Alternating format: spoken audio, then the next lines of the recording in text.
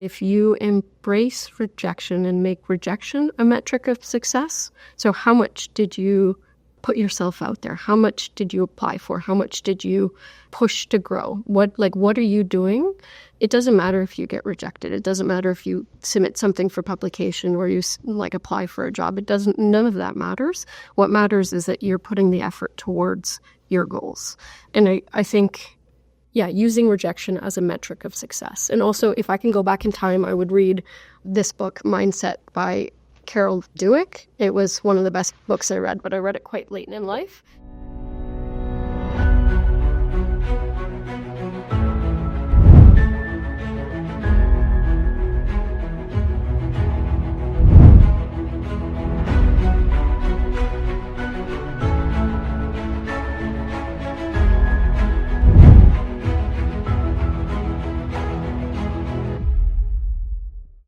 Hello, friends. Thank you so much for tuning in today. On today's episode, I sit down with Giulia Ciampini, a wildlife photographer, National Geographic photo instructor, and a very passionate educator. We're going to dive into a lot of things, but one of the main things we explore is this magical intersection of art, science, and storytelling with a conservation twist. From her childhood adventures with her father's camera gear to guiding polar bear expeditions and really shaping conservation narratives, Giulia shares her journey of discovery, artistry, and finding harmony between this idea of creativity, biology, conservation, and photography. We dive into mastering gear, curating photographic stories, and her unique approach to teaching in the field. Remember, she's a NatGeo photo instructor, so lots to learn there. This is a conversation filled with a lot of insight and inspiration for photographers, conservationists, and nature lovers in general. So let's go ahead and dive in. Before we do so, quick shout out to sponsors of the episode, lensrentals.com. If you go on there and rent a lens, which I always recommend doing as a way to try out different gear, new gear, experimental gear, you can use WildPhotographer15 as a promo code and get 15% off. So big shout out to them. Big thank you to them. It is a great, great asset to be able to rent lenses with a little bit of discount on them as well. Also want to tune you and point you in the direction of courtwhelan.com, my website. What I would love for you to do, if you're interested in receiving weekly, every other week blogs and articles on photo techniques and nature storytelling, that sort of thing, is go on my website, enter your email address, and I will send some fun things straight to your inbox at relative frequency, a couple times a month. Also, if you'd like to email me directly for new ideas, questions, anything that's on your mind, wildphotographerpodcast@gmail.com is a way to get a hold of me, wildphotographerpodcast@gmail.com. And finally, my YouTube channel is another great way to listen to this. You might be on there right now and seeing the video, but it is a podcast, so you don't have to watch. You can see my hands wave and all sorts of things. You can see our faces and our expressions and the way we chuckle and maybe snort from time to time as we laugh at each other's jokes. But nevertheless, YouTube is a great way to stay in touch and also another avenue to get in touch with me if you have an idea for a future episode, a question, or one of the listener questions that I dive into on my solo episodes, where you might have a camera question that I answer on air.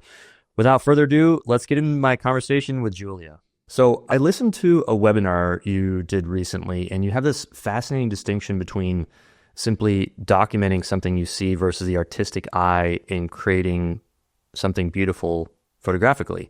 Can you perhaps speak to that and walk me through your process when you're seeing something beautiful and how you have perhaps trained your mind to take the photo to the next level, again, from documenting to the beauty or to the artistic vision? Yeah, and that's such a brilliant question.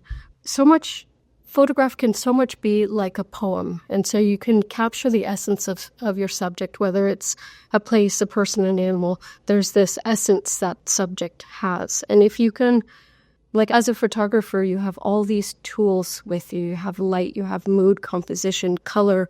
You have your own artistic sense and your intuitive sense. And if you can bring all of that and connect with your subject, you move past this, just this document of what this is, to an interpretation, a translation of that subject into art. And I think when I'm looking at really phenomenal photographers' work, there is this poetry in their work. They're able to go so far beyond, this is a photograph of say, a caribou, but this is like the essence of movement. And how do we show movement in our picture? It's kind of like scrapping everything that doesn't matter in the picture and getting to the core of what the subject is about.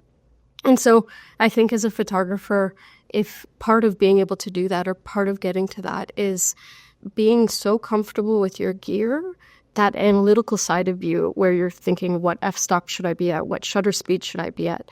Gets pushed aside, and you can very deeply connect with the moment. And then you can be more attentive and more connected to the details. I love that. And that makes me think of something I've myself been thinking about recently, which is kind of a weird stretch, but it's the parallel to gear and photography to like gear and method in music. And I don't know if you play music or anybody out there in the audience plays music. I dabble, but I would say being comfortable with your gear, like you say, fully agree, highly important, is almost like knowing how to play guitar perfectly, like being a virtuoso.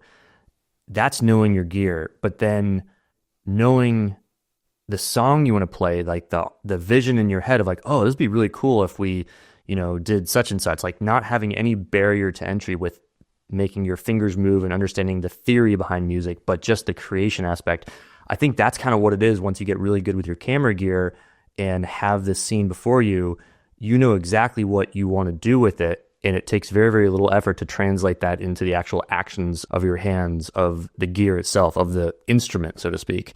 In this way, kind of like a scientific instrument as a camera can be at sometimes. So yeah, that's super insightful about just mastering gear. I love that you came out with that super early on in the conversation, because it is highly important and it's something that comes with time, but you can certainly add speed to that ability and that propensity, that ability to use your gear with practice and listening to conversations like this and learning from online tools. So yeah, love that. Thank you for sharing.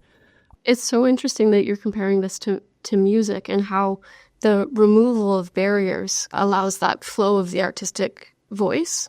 And I've been thinking about that so much, about even teaching people photography. A lot of your role as a teacher is to find the barriers that they're encountering, your students are encountering, and removing that. And as soon as you remove that barrier, that you see that progress, or you see that student kind of hurdle forward, and then they're able to express themselves more fully. But there is those barriers to any craft. And so much of our learning is how do we remove the mental barriers that we might have, or the technical knowledge barriers, or any of the barriers that we might encounter. How do we get rid of them? Yeah. And we're actually going in like the opposite direction today, where these cameras are getting so complicated that I think that people that aren't doing this all day, every day, they don't have the muscle memory like you or I. It's hard to grapple and grasp how advanced these things are and be able to find the thing you need. And then, not to mention just understand the escalating capacity of these little computers and machines that are cameras today's day and age.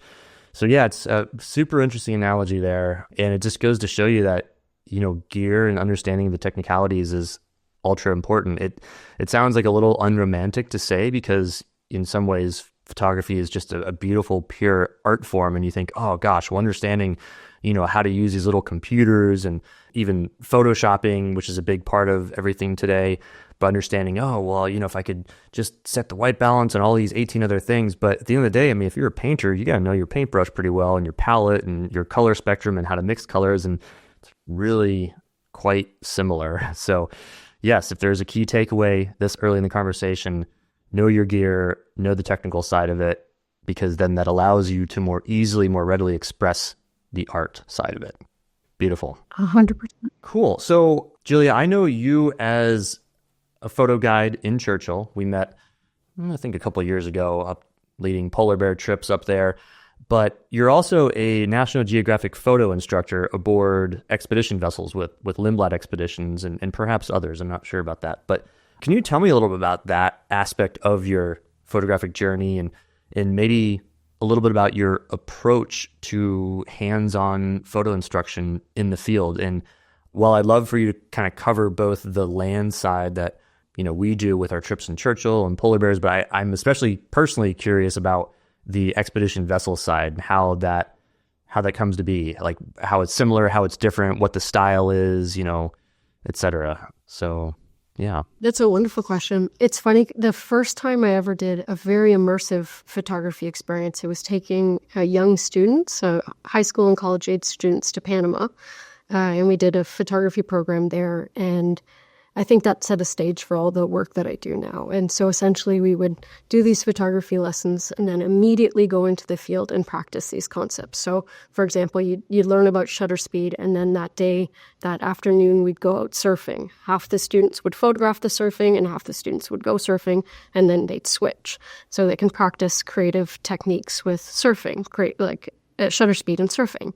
And then you would go to waterfalls, and we'd do night painting and a lot of guided practice. So you're in the field, you've learned a concept, and you're immediately putting into play.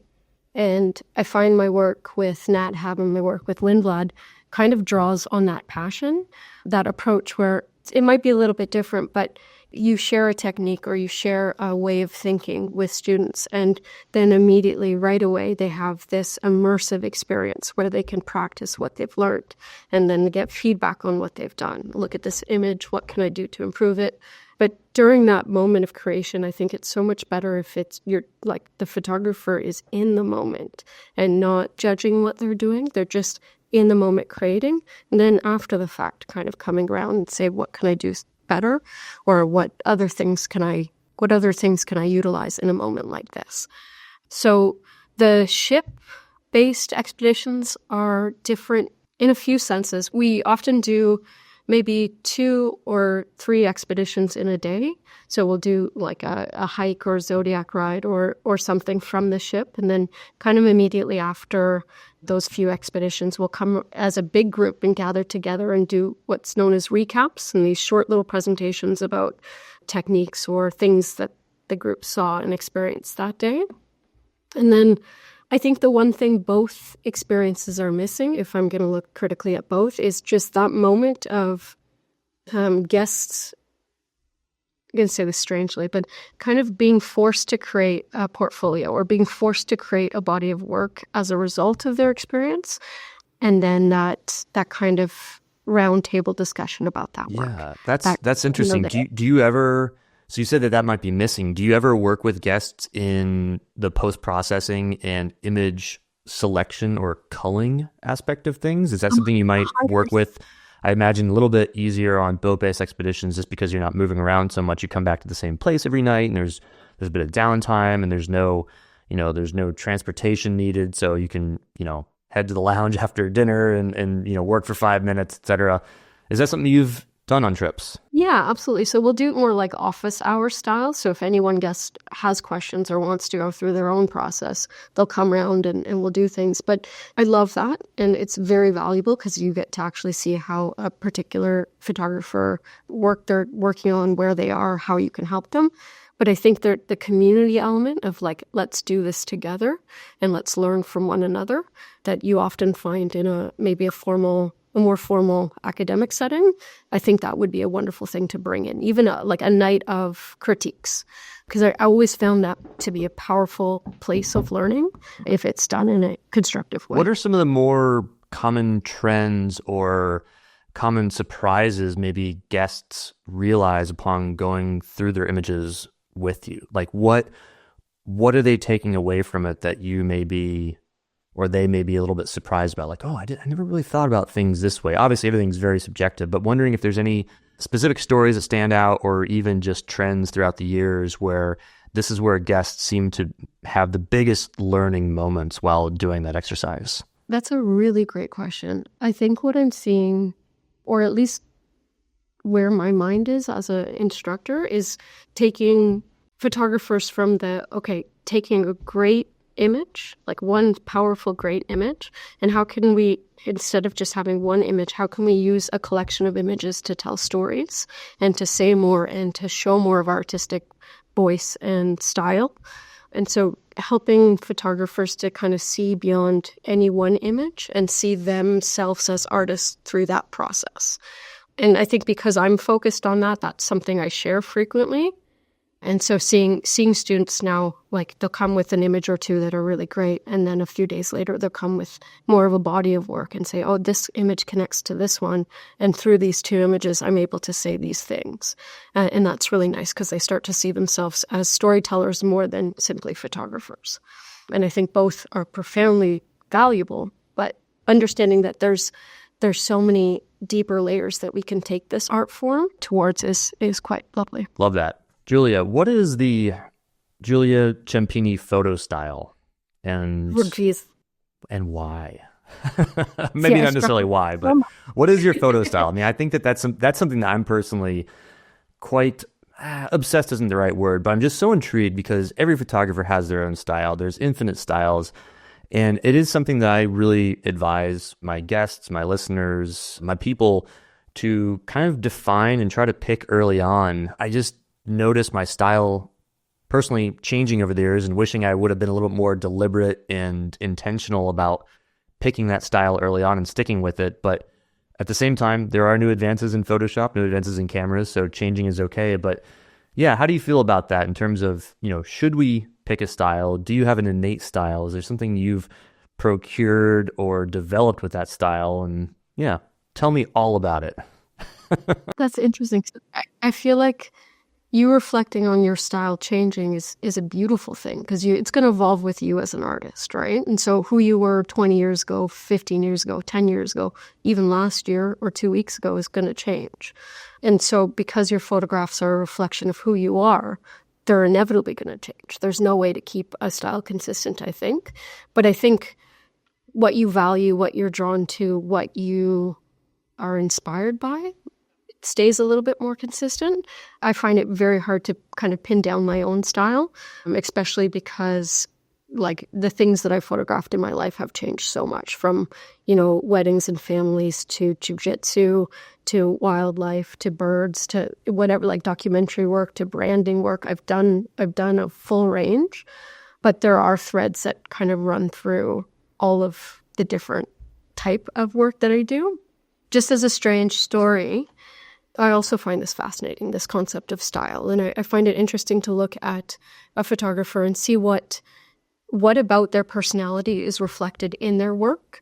And so trying to understand who they are and how their work reflects that is fascinating. And so there was a wedding photography couple, and the husband was just this like very introverted, deeply introspective man, and the wife was just this loud, extroverted, wonderful energy kind of woman. And they worked together as a photography couple. So they'd shoot weddings together. And her images were loud and they were colorful. And she put herself in the middle of the dance floor and danced as she got her shots. And they were dynamic and full of energy. And then his were very soft and quiet and more cinematic. And you can feel how pensive and emotionally deep his images were.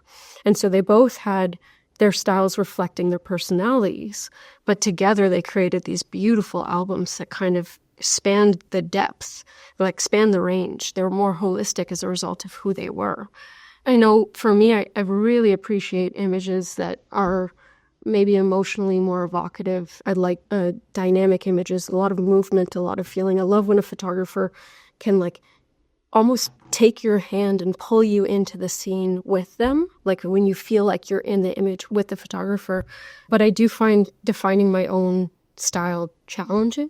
And I think the reason, like I can define someone else's style easily, but I think the reason I find it difficult to kind of come to my own is when you're looking at someone else's, you're objectively looking at the products of their artistic process. So you're just looking at the outcome. But when you look at your own, you have your subjective process in place. And so you're looking at both your subjective thing and the outcome. And it's harder to kind of swim through that and get to my style is A, B, C, or D. Or maybe, I don't know. Yeah, that's an interesting question. I'm floored by some of your responses because it combines the science and the artistry in a way that I've not heard any other photographer speak about it. It's really fascinating. And this idea, the pragmatic idea of your photo style reflects your own personality is something so simple and obvious, but something that I don't think anybody is thinking about. I know I'm not thinking about it. The average guest that I'm with on a trip or average person out there that I come across photographing alongside. Yeah, but now that I'm just running through some of my stylistic changes in the last few years and just changes in my own world outlook and everything, and there's eerie parallels. So you've hit on something really fascinating there. So yeah, go ahead. Yeah, if you think of like Van Gogh in his blue period and how his art really reflected his emotional state during that time and changed from another style. Or there was this, in a totally different realm, there was an artist who would draw portraits of himself every year. And there's actually two projects like this, but one where the man, he would draw portraits of himself, but then he went through dementia. And the way the portraits changed as he was going through dementia was remarkable. And so often our art is reflecting us. And so identifying style and identifying these things is like getting a really clear sense of who you are and how you express that through your art. Yeah, but it's fascinating. I think you're an interesting person to talk to for many reasons, but I think it's more rare to find people that are scientific, like have a science background and do these arts. And so you're coming at it through your right brain and your left brain, and that's always fascinating because not everyone will take it in that way. So that's why my head feels like a washing machine sometimes. It's this mixture of the yin and yang. Got it. Noted.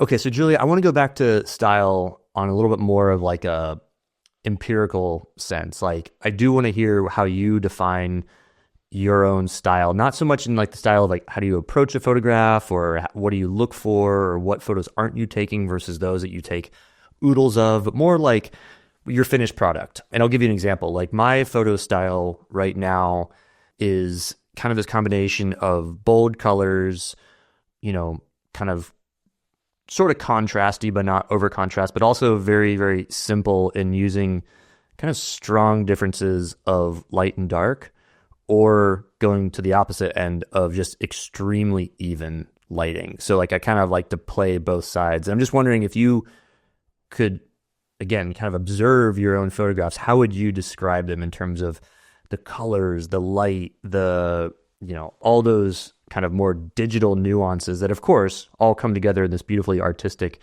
vision. But yeah, just kind of like the raw components of your style. I'm just very curious to hear how you describe that. This is such a complex question for me. I'll give you the reason, for example.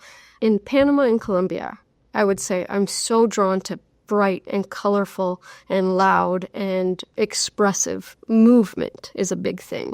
And color is such an important part of that.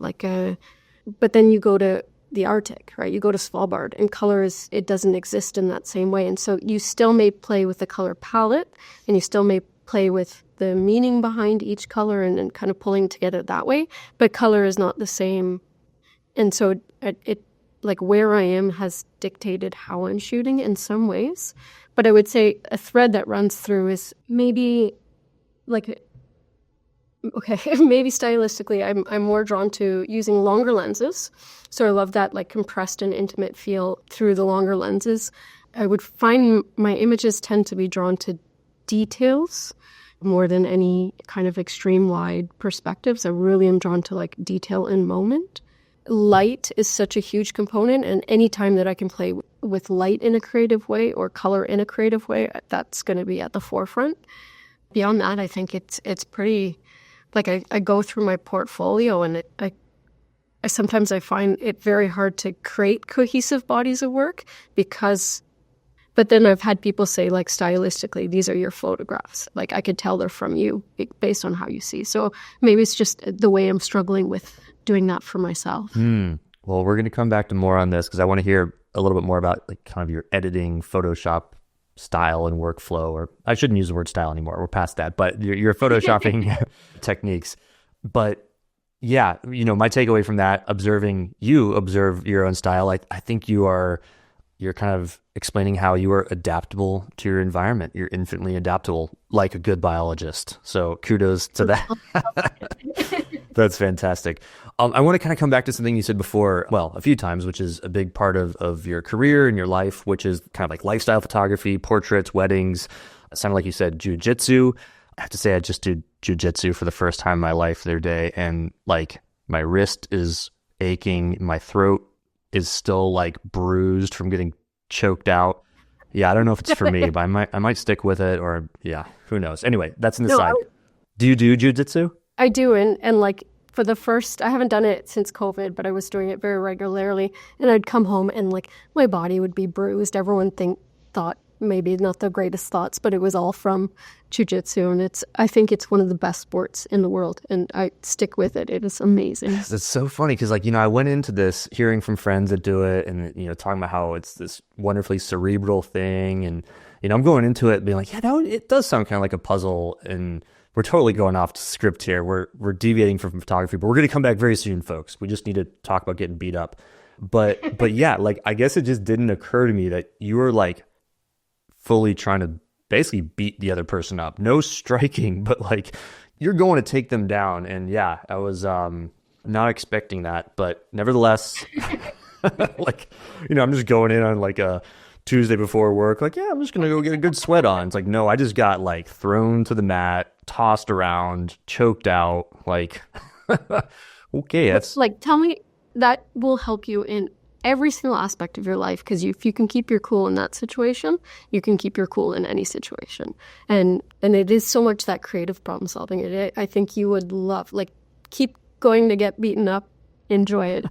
It's fantastic. Touche. No, I like that. Yeah. When you do hard things, it does make the unavoidable hard things in your life that much more tolerable and sometimes even enjoyable. So yeah. Touche.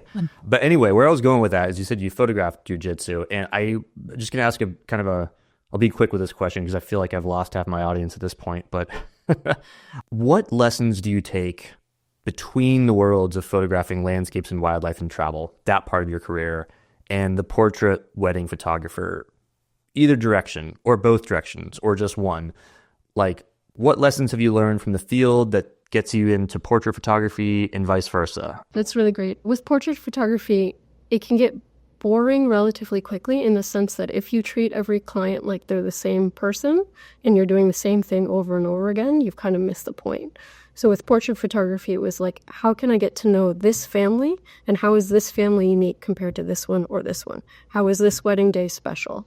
And I definitely will use that same kind of thought process anytime I'm traveling. What makes this particular place special, and how can I photograph the essence of this place compared to that place, compared to that place? How can I pull out what's wonderful about it from it? And the same with wildlife. Like, if I think in portrait photography and wildlife photography and in travel photography, it's you being very attentive to your surrounding and you being able to connect with your subject in various ways. And so as you travel, a lot of it comes from who you, like, I think a lot of photography comes from who you are as a person. And so if I'm photographing a person I'm doing a wedding with versus I'm photographing like a travel portrait in some far off place of the world where I don't know maybe someone or the language or any of that, I think there's like a gentleness in the way that you can approach things that makes people feel comfortable and makes people allow you into the world. And then you can kind of cut around a lot of the masks and pretenses and the things that can be barriers. So I think the approach is very similar, just the subject matter changes. What would the Giulia of today tell the Giulia just starting out in her photographic journey? This question may be rather sentimental because in my 20s I felt quite lost. I knew I loved biology and education and photography, but I didn't know of a way to kind of combine them all. I mean, it wasn't until I started doing this kind of work that it all came together.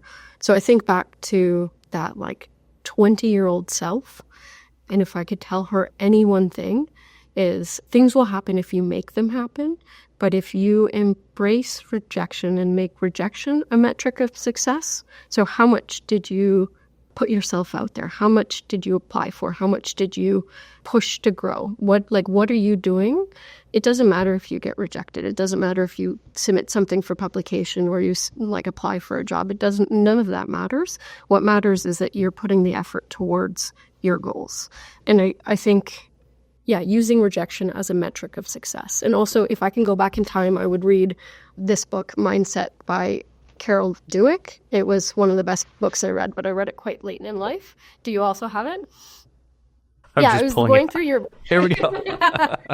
Also a Amazing. great book. Amazing. We'll just put this right on top here for the camera. Yes. Yeah, it's a good I one. was going through your book list. I'm like, okay, that one's a great one. That one's a great one. Yeah, that one was a really, I think where I was, it was a profoundly meaningful book for me. Fantastic. So you've touched on several times, including in this most recent question, the intersection of photography and conservation. How do you use photography as a conservation tool? And, what advice do you have for others that are keen to do the same? We know that we know where the options are for photography for the most part, but are there any options that people may not be thinking about as obvious places, or are there certain areas that are more important than others that are just being underutilized? Yeah, I wanted to ask you this question. When you sent me the list of questions and you gave me this question, I wanted to ask you because you're more in this realm of conservation work, and I think it's such extremely valuable work to be done. Right now I work with an organization called the Canadian Collective of Conservation Photographers, and they're some brilliant photographers, and they do a lot of campaigns related to wildlife of Canada.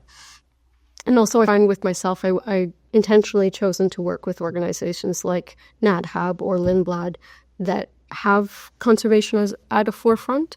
And so like interacting with guests, but helping them connect to nature and helping them see why it is an important thing to care for. And that is at the forefront of my guiding.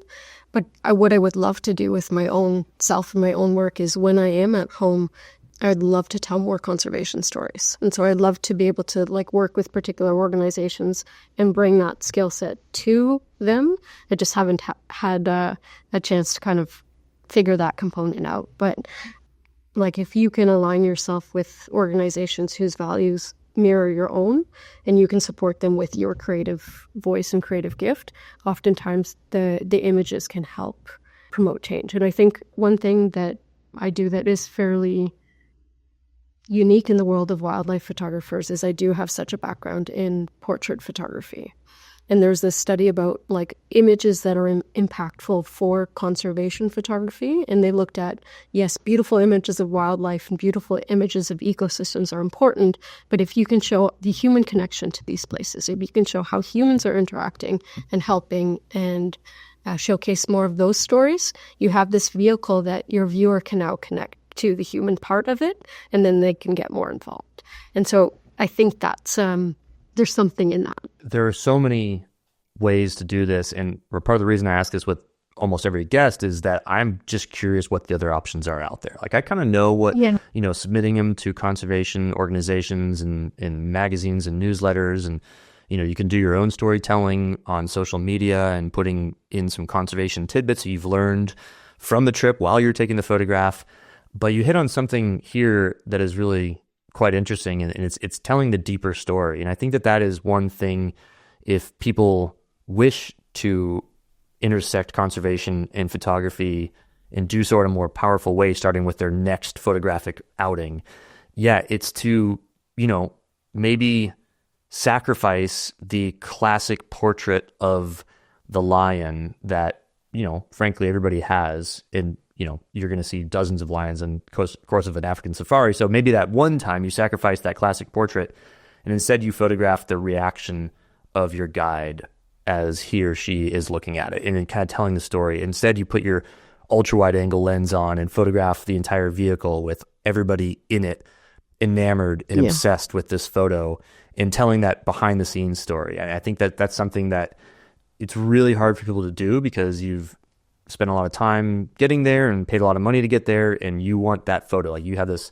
expectation in your mind of the perfect lion portrait, and maybe you didn't get it so far, and maybe you don't know if you're going to see a lion again. I'm just using examples of some rando animal here, but it's hard to get people to pull away, and that's definitely something I've learned over the last few years, because so much of how I use my photography today is in telling the story of travel, and this happens to be conservation travel.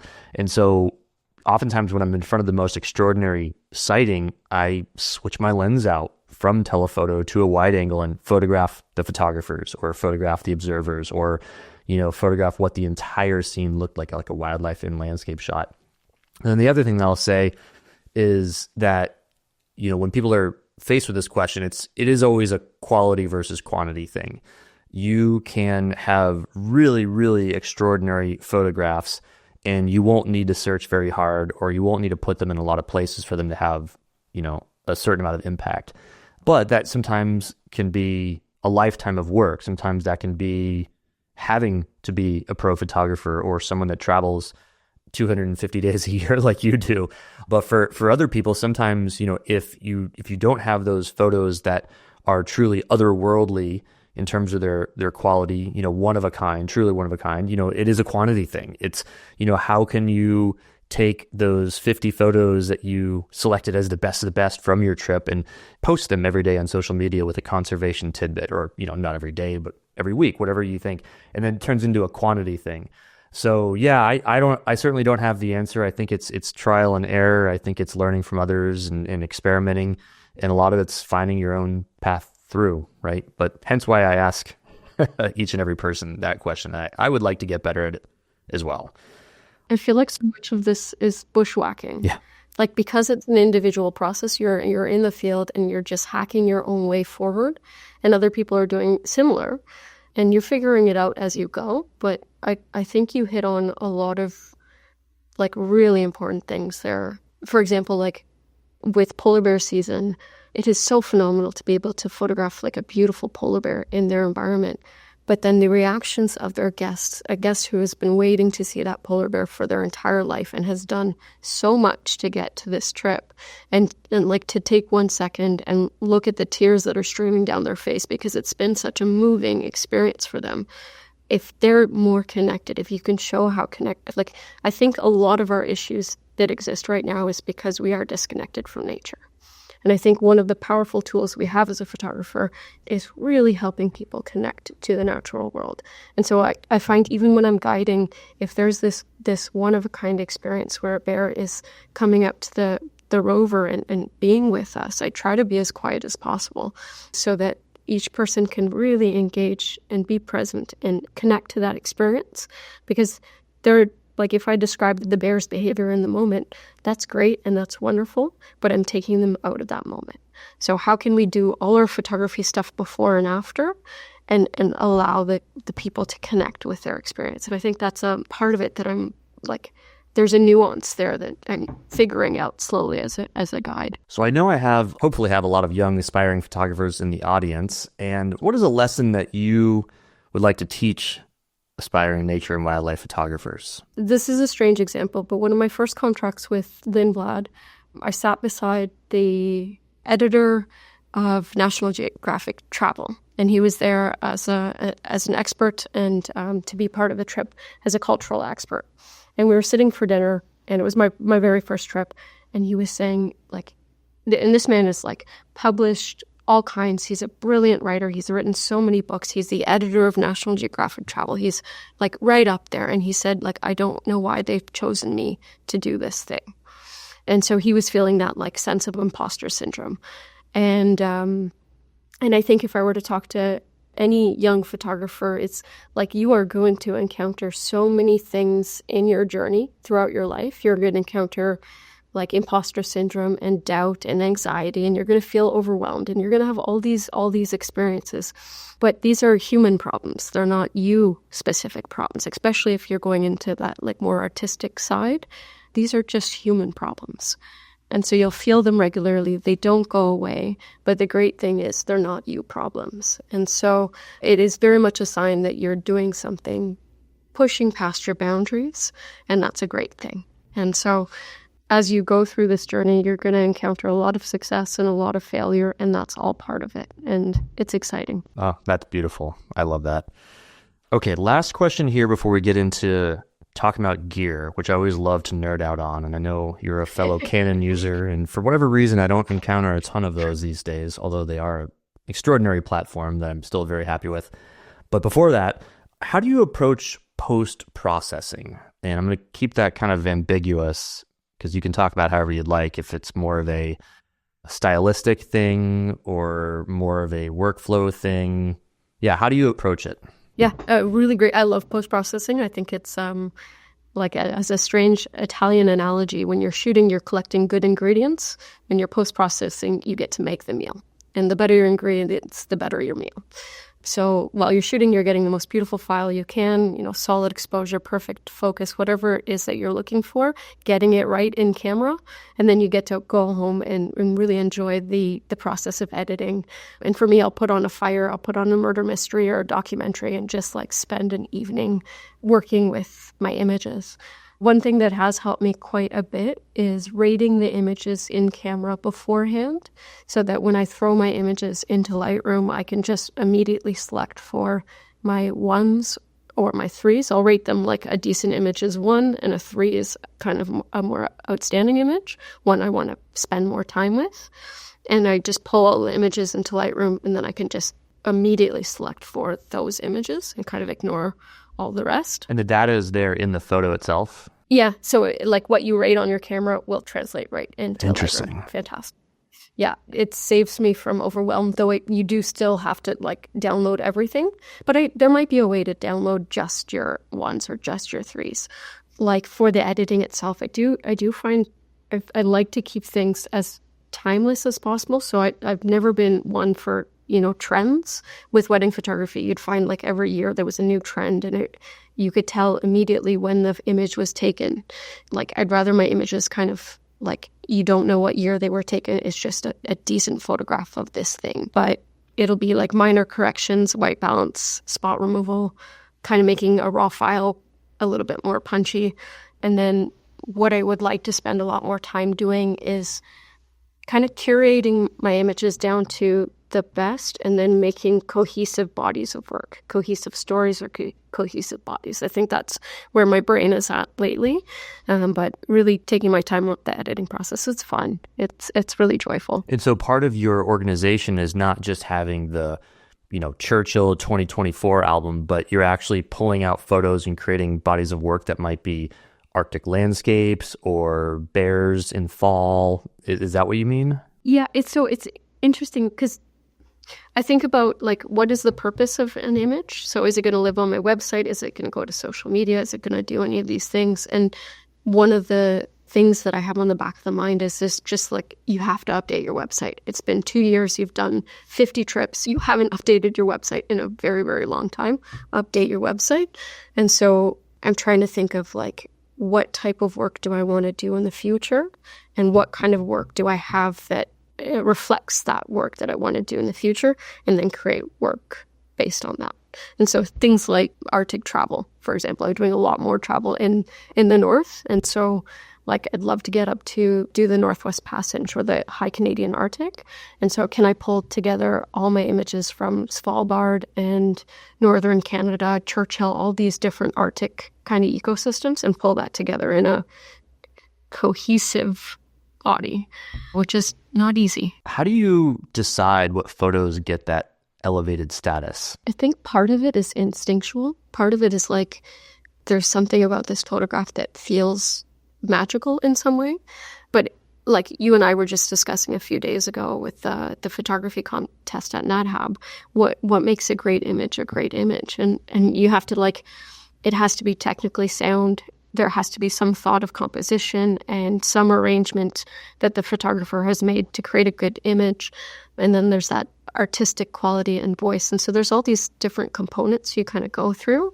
But sometimes I'll just like sit with 2 images side by side if I'm debating and just like on instinct what one feels more harmonious or is more aligned with what I want to say. Okay, so time to move on to nerdy gear talk, my favorite segment. Giulia, what are you shooting on? Right now at Canon R5, and then I just bought a Canon R5 Mark II. Have you played with it? And any initial feedback of the Mark II? I bought it just before polar bear season, got it the day before I left polar bear season. And so while I always give people the advice of know your camera before you go on a program, definitely didn't take my own there. But it was a beautiful place to learn. I love the camera. One thing that I feel is a big improvement on the R5 is the way in which they allow you to get to your video. It's much more seamless. Like you can be shooting, and then very seamlessly move to taking video. So this past polar bear season, I would say more video than I did photography, which is quite new for me. Any other standout features of the Mark II versus the first one? Not just yet, but it is a it is like better a ISO, higher frames, that sort of stuff. just a very nice camera, higher frames per second. If you go to your your burst mode, it's a beautiful, beautiful camera to use. It's similar with the other, but I find also the focus seems to latch on to focus a little bit better, which is quite nice. But I still have to like spend some real time with that camera. I was listening to a masterclass with Paul Nicklin, and he was saying, like, put your camera in a dark room with you, close your eyes, and be able to change your settings based on how well you know your camera. And I haven't done that yet with this one, but I think it's a valuable thing to do, especially for Northern Lights season when it's dark and you can't see anything. Fully agree with that. So I was going to ask what your favorite lens is for wildlife photography, but we were talking before we started recording, and you said you have gotten some new gear and maybe some new lenses. So yeah, talk to me maybe about like your suite of favorite lenses right now. As a favorite all-time lens, I think my 70 to 200. I love that 2.8. It's a beautiful, beautiful lens. For wildlife, though, I find often wildlife is quite far. It's just not enough. So having that loop, it's just not enough. So before I was shooting with 100 to 500, and I just recently got the 200 to 800, 6.3 to 9. It's still in the box. It's in the box right behind me. I got it for my birthday, and I'm excited to use it. I'll be in Panama and Costa Rica in a few days, and so I'm excited to get it out and play with it there, particularly for birds and wildlife. I'm very much in the moment of like reconsidering the wide aspect of my kit, because I look at other photographers' work and I really appreciate how certain photographers utilize their wide angle and think in that way. And I've not been as effective in that way, so I'd like to like force myself to play in those focal lengths to kind of get there better. How about you? What's your kit like? Yeah, so it's pretty similar. I recently picked up the 7200 that I had sold a long time ago, and I kind of regretted it. And I just, I tried to go minimalist, and I got back into it. I'm like, oh man, I honestly would rather have that lens than the 100 to 500. I do like the 1 to 5. Like it's super sharp. It's, the range is incredible. I'm just a stickler for aperture. Like I really don't like shooting at 7.1 unless I intend to. And frankly, a 7.1 aperture on a lens that is the maximum aperture doesn't look like if you're doing on 7.1 where you're shooting on like an f4, f2.8. So yeah, I like it. I'm very much coveting the 100 to 300 2.8. I knew exactly where I'm going to make the incision to cut my kidney out in order to get that lens. I'm going to go just the side of the abdomen. It's a very expensive lens. It's hard to justify because 300 isn't that much more than 200, but it is. Yeah. And then, I did pick up the Canon 15 to 35 within the last year, and it's awesome. I mean, it is crazy sharp. It's an expensive lens as well, but compared to my 24-105, it is a really, really sharp lens. Was it the 2.8? Yeah, it is 2.8. Yeah. Yeah, I mean, it's like the perfect night Aurora lens. I think I did shoot the Aurora with it. The thing with ultrawides is people often think an ultrawide is great for landscapes. And it's like, okay, I'm going on a big landscape trip. Like I'm actually headed to the Himalayas in the next couple months on a personal trip. I'm like, do I bring that? And the reality is like, it's almost the opposite. Like the ultrawide is great for when things aren't big and impressive and you need to make them look like that. But when you're in a big scenery, ultra-wide just, it does the opposite of zoom compression, and it just makes big, impressive things look very small. So it's way more of like a lifestyle travel lens, which I do like it for, taking photos for catalogs and magazines and all that. It's a great lens to get everything in the frame. And then, can't do without my Nifty 50. I love my Nifty 50. Canon just came out with an upgraded version of the little 50 millimeter 1.8 that is inexpensive relative to a lot of these other things, just a couple $100, but their new f1.4 version, a little bit more money, but probably something I'm going to potentially consider because I love the 50 millimeter range. But honestly, I'm thinking of renting from lensrentals.com, sponsor this episode. I'm thinking about renting either the 100 to 300 or the get this, the 400 f2.8 for my next Borneo trip. I've never had a 400 2.8. Then I have to take both kidneys, and I don't know how long I'll be able to last without both of them. But when you rent it, it's definitely not as hurtful. Honestly, that sounds like a brilliant idea, and you'll have so much fun with that in your hands. Yeah, it's just wild when you start to count the amount, how much more light you have compared to a f7.1, f8, f9. It's just like, okay, from f8 to f5, that's twice as much. f5 to f4, that's 4 times as much. f4 to 2.8, do the math. Like you have like 8 times the light. It's a big piece of glass. But anyway, yeah. Any other lenses that you've played around with from the Canon lineup, or really any lineup that's worth? Canon's been my go-to, and like before I did wildlife photography, I was shooting on like my Canon 5D Mark II, Mark III, Mark IV, and I had like a variety of prime lenses. A lot of wedding work was a lot of prime work, and I'm just trying to like justify the room in my bag, because that's what I find very challenging, is if you're traveling with everything that you need on your back. And this past year I ended up traveling to like 12 different programs back to back, and I'd go from like Svalbard to Galapagos, and so I needed everything for both trips in one bag plus camera gear. And so how do you make that make sense? You can't. And so you have to keep your kit as small as possible, or your clothing as small as possible, which it ends up being your clothing that you keep as small as possible. But it's challenging. The whole packing in travel photography is tricky. Do you ever use Canon's 85 1.2 prime? I love that lens. That was in my like portrait wedding heavy days. That was my favorite lens. What I have found is typically I'll shoot with 2 bodies, and I'll have like more of the focal lengths covered. So in my wedding days, I might have like, I don't know, a 24 to 70 or like a 70 to 200 on one body, and then an 85 or 100 on the other. And so you're getting different looks and feels with the different lenses you have. And I'm finding with this new purchase of the Mark II, I'm able to shoot again with 2 bodies. And I love that. It makes me feel like I'm back in, like you can tell more of the story in the immediate moment. So when you were talking about like taking a moment to step away from the lion and then catch that shot, being able to not have to change lenses is so It is helpful. huge. It's a game changer. I've gotten down to one body, just kind of like you were saying, to be a minimalist and to fit in suitcases and not having to compromise lenses. But to have a second camera body, it really is.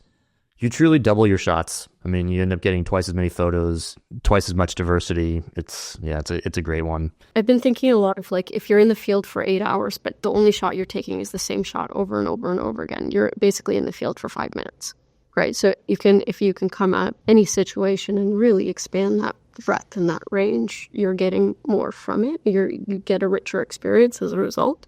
But yeah. So you travel a lot. We've heard this, and I know this personally. What packing or prepping advice do you have for photographers out there? And this may be photographic centric, gear centric, or it might just be something that alleviates the rest of it so you can concentrate more on gear. But yeah, what's like some of your best tips or tip on that? Yeah, this is such a great question, because each time I go, I try to refine and refine and refine. So something like a bag like that I have behind me, it's a bag that is on wheels, but it also has straps. What I've found is in the airports, planes will be overbooked, and they'll always ask you if you have a bag on wheels to check that bag. And I can't check in my camera gear. So having a bag where I can quickly throw it on my back and people don't know that it's a big camera bag has helped save me in that moment. Things as simply as like separating batteries from the rest of your camera gear. I find I'm always stopped in security because the batteries are so dense and they can't be scanned. So they need to like go through them again. So putting all my batteries in one space, I can very quickly remove those, and that's been helpful. Having charging ports that charge more than one battery at a time. On the ship, I usually get like one charger, and you're in the field for however many hours, your one battery won't last. So having something like this with 3 ports, I can get through a lot of batteries. I'm going to jump in here and second that statement. That's been a huge game changer for me. So for those listeners out there that don't yet have a battery charger that can charge 2 or 3 batteries at a time, it is so worth the investment. It seems like a small thing, but when you can pop on all batteries overnight and wake up in the morning with your entire suite of batteries charged and fresh and ready, it just takes so much worry, takes so much risk out of the situation. That's a huge one. And something as simple as like a little case like this where I can throw in some camera cards and then batteries as well that I can keep in my jacket pocket so I don't have to go back to my kit if I've run out of batteries or if I need to change cards. I just can immediately take what I need from my kit or like from my pocket. That's been helpful. But I find like you don't need all the big lenses. You don't need everything to really tell amazing photographic stories. And so keeping the kit tight is quite effective. But I will always sacrifice on clothes. And I will always like it's function over form for me. And like I'd rather have camera gear than look nice. So echo that. Just the way it is. Okay, so final question here, and you may have already covered it in what you just said, but maybe you do have something else out there that's lurking. That's another great piece of gear advice. Do you have any pieces of gear for nature photography that are surprisingly helpful that people may not think about? And this wasn't at all photographic gear, but a notebook and a pen. Like every single time that I'm in a field, I will learn a lot. And it either like learning about particular animal behaviors, or you're learning something new with your camera, or you're thinking about what you would like to try in the next situation. So very quickly jotting that down in a small notebook, little field notebook, is wonderful. But also, it's not so much a piece of gear, but it's a practice. And what I have found that has been very meaningful for me is in all the circumstances where you're kind of just in the field waiting for something to happen, waiting for wildlife, waiting for whatever, you have all this downtime that you could be using to learn your camera better. And so using that downtime more effectively, it's just like what I'll do with guests, for example, in our vehicles when we're searching for bears. We'll really go through our camera settings, we'll run through things, we'll practice things before the moment of bears or after the moment of bears. And so you're doing a lot of that legwork then. And so it's not at all gear that you bring into the field, but it's this practice of downtime is still on time, and you can use that time very effectively. Excellent advice. Well, Giulia, thank you so much for joining me today. Where can people find you? Website, social, where are you at? It's giuliaciampini.com, but it's spelt strangely. I'll put that in the show notes, folks. Okay. And then my Instagram is at julia.expedition. Yeah. And hello at juliaciampiniphotography.com. But you can add that. That would be great. Excellent. Well, Giulia, I've learned a lot. I know folks in the audience have learned a lot. Thank you so much for sharing your wisdom, your insight, your artistry. Lots to take away from this one, and great to speak with you as always. Can I also thank you? I feel like I've put some things together, and you're absolutely brilliant. And thank you very much for this. This was lovely. Pleasure.